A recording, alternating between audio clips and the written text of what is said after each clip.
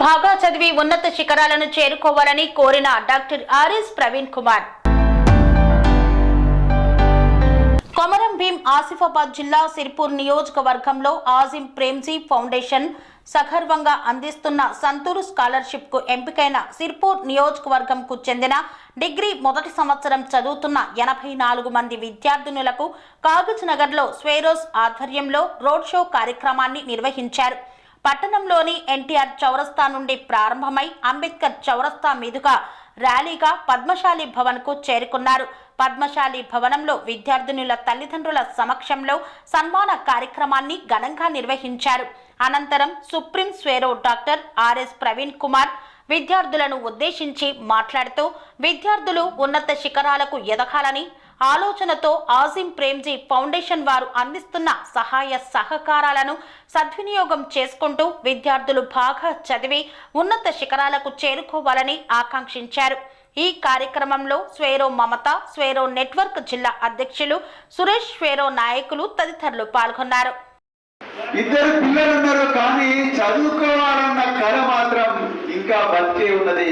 కానీ భర్త నుంచి సహాయం లేదని డైరెక్ట్ గా ఇప్పుడు ఒక చెల్లెలు చెప్పింది. మరి అలాంటి బిడ్డల గురించి ఎప్పుడైనా ఆలోచించిండ్రా ఇక్కడి నాయకులు? వాళ్ళు ఏ పార్టీ ఉన్నారు, ఎప్పుడైనా ఆలోచించిండ్రా? వాళ్ళు ఆలోచించలేదు. ఈ పిల్లలకు ఎలాంటి స్కూల్స్ ఉన్నాయి, ఎలాంటి కళాశాలలు ఉన్నాయి, వీళ్ళకి ఎన్ని కళలు ఉన్నాయి, ఆ కళలను మనం ఎట్లా నిజం చేయాలని ఒక్కరు కూడా ఆలోచించలేదు. మరి అందుకొరకే మేమందరం కూడా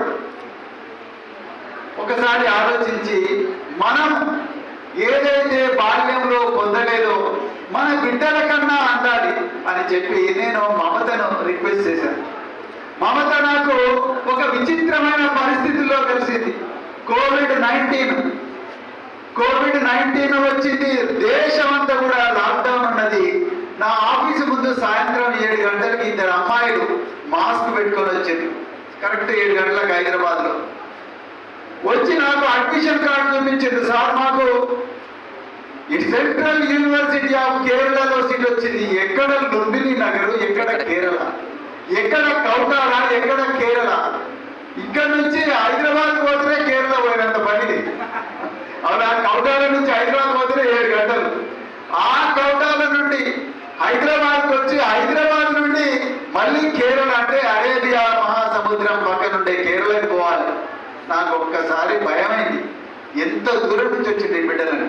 తర్వాత వాళ్ళ ఇల్లు చూపించిండ్రు మిత్రులారా. సెల్ ఫోన్ లో వాళ్ళ ఇంటి ఫోటో చూపిస్తే నాకైతే కళ్ళల్లో నీళ్ళు వచ్చినాయి. ఒక రేకుల షెడ్.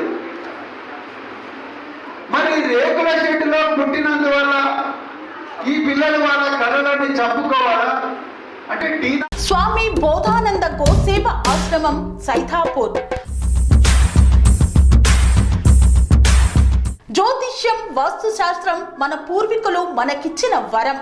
దుర్గాదేవి, కాలభైరవ ఉపాసనతో వాక్సిద్ధి పొందిన శ్రీ శ్రీ బోధానందగిరి స్వామివారు మీకు ఎలాంటి సమస్యలున్నా, వాటిలో ముఖ్యంగా ధన నష్టం, ఆరోగ్య నష్టం, భార్యాభర్తల మధ్య గొడవలు, ప్రేమించుకున్న వారు దూరం అవడం, ఎన్ని సంబంధాలు వచ్చినా పెళ్లి ముడి పడకపోవడం, రోడ్డు ప్రమాదాలు, అప్పుల బాధలు, వ్యవసాయంలో నష్టాలు, పెద్దల మాట పిల్లలు వినకపోవడం, ఆరోగ్య శాంతి, గృహశాంతి, మనశ్శాంతి లేకపోవడం, ఇలాంటి సమస్యలు ఉన్నట్లయితే ఒక్కసారి స్వామీజీని కలవండి.